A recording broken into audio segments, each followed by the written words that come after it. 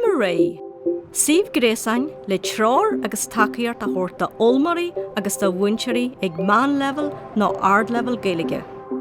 Cai se le géisteart le canteoirí brethe Gaeilge is ahan chearan do chuige olú, agus iad ag lé cuasaí a túil, cuasaí ibre, cuasaí teaghlaí, catha amsere agus cairde.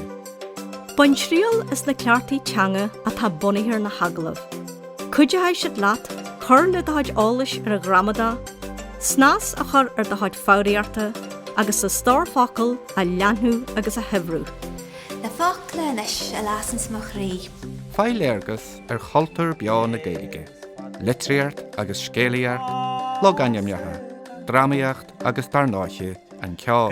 Is foiide mó fácaí gan pí. Ní bunthúr sa Gaeilge a tá céim a ré. Tá Gaeilg agad hana féin. Bíomh sin mar atá, seans go mín tú an náras faoi cheisní gramadaí, nó an dá cheart le focaile a bhuaimne. Joid tú cuidiúin seo agus neart seansna chur le go stór focail sa dóid is go méid tú abalta cuasaí na linne seo a phlé. Glach céim a ré, sa teangaí scríofa agus sa teangaí lótha. Mas múntar Gaeilge atá anat, joid tú neart ábhar atá fórstanna de do chuid rangana. Clúdaítear na scileanna teanga ar fad, idir scríú, éisteart, lórt agus darnáithe an léthareacht.